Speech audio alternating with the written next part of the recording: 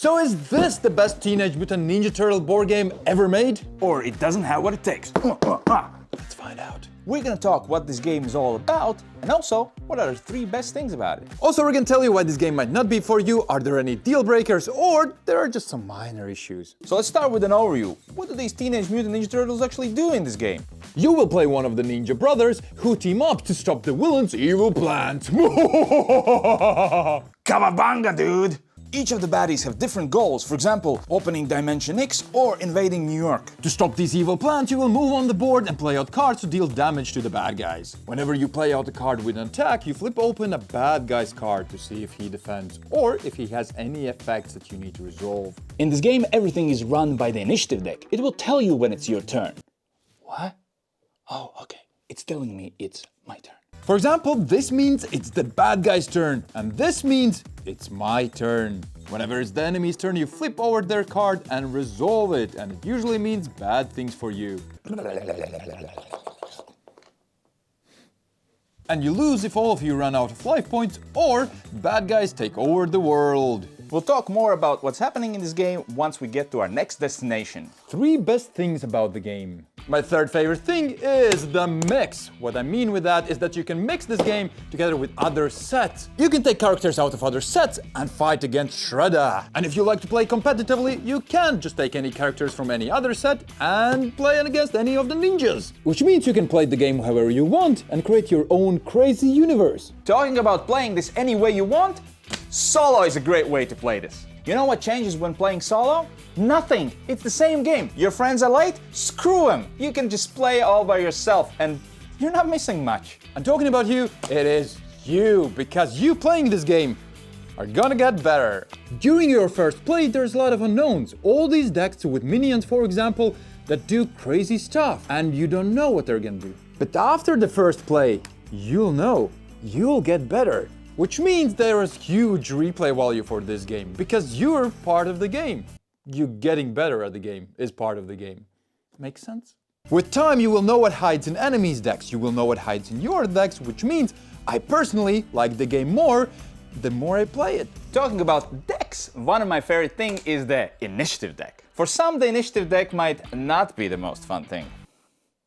But for me, it is. The unpredictability of cards coming up. Will I go next? Will the bad guys go next? Will all of us get to go in one order? It's just great. I feel like it's fresh each round we play, right?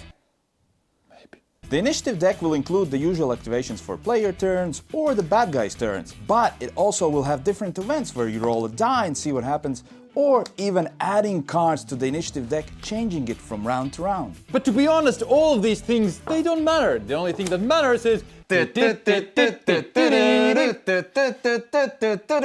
Heroes in a half shelf. I thought we were just gonna do the first part, but alright. What did I study the lyrics? Oh! Come on, man. We're professionals. As a kid, you watch these turtles kick butt of the bad guys. Well, I think this is the best board game where you can find this nostalgia, where you can defeat the bad guys. It's the best one, I promise. All the characters you have grown to love are here, and they all feel distinct. But I think Giannis is gonna talk more about this. Yes, let's talk about how distinct this game is. Each of the turtles is very different, true to their character. For example, Donnie does machines. That's why his friend is the metalhead.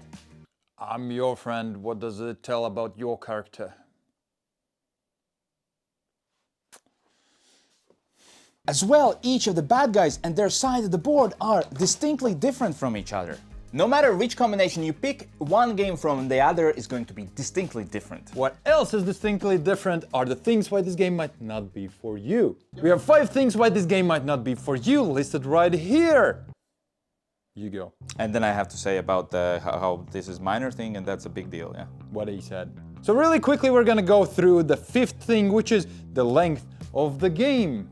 When it's your turn, you usually will move and then play a card to attack. And that's about it. Which is fantastic because it feels almost like a filler game, which it is not. It takes 2 hours to play, so it's quite a long time. Quite a long time. Time long. But what makes it a bigger issue is the player elimination. When you lose your last life point, you're out of the game. You might think, well, let's play another game. But the thing is, the other players continue playing.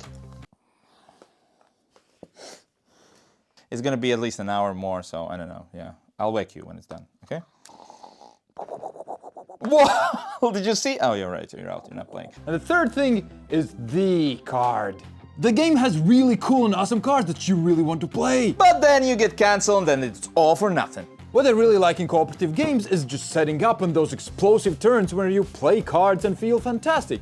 Here, you get cancelled a lot. So it feels like just as you're having fun, it's taken away from you. It's not maybe that bad, but it's close to that. And the next bad thing, which is already red, is my turn versus...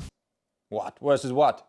Versus me explaining what it actually is. Let's go. On my turn, I'll move and draw a card and move and draw a card. While Mikey on his turn will... I'm gonna attack with this, then draw the enemy's card, then, because I attacked, I picked up a card and can get another action, which means I'll attack again. Let's see what I do. Fantastic, 2 damage, which means I pick up a card and then can play another card. Awesome! This gets me gain 1 action, I can move again. If I won the combat, gain 2 actions instead. So here we go! And if you're playing the advanced version where you can actually add extra cards to initiative deck, you will wait longer for your turn and just feels like you didn't do much. And now we've gotten to the culmination. The worst thing about this board game is... the draw.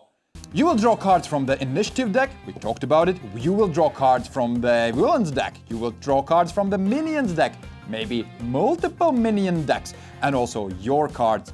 That's a lot of drawing. And each of these cards can completely, and I mean completely, change the game. At one moment, you're top of the world. At the other moment, you're, well, Mikey. Poor little Mikey.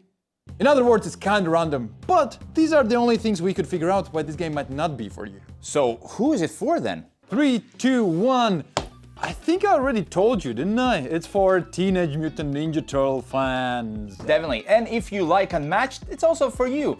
So without further ado, let's get to the final rating. So what did we think about the ninja game? 3, 2, 1. It's good. It's fantastic. In my opinion, this board game is thematic, random goodness. For me, it feels like the initiative deck makes or breaks the game session, and it's too much randomness, even though it might be a great randomness. I had a really bad session, I had a good session, and I had a great session, which makes the game good for me. But for me, it makes it fantastic. Okay, I'm not very objective, because I love TMNT. Just to show you how big of a fan Yanis is, this is his corner in the studio, and this is his family photo. Very cute, right? Well, here, next to it, in a lot bigger frame, there is a Mutant Ninja Turtles picture. See?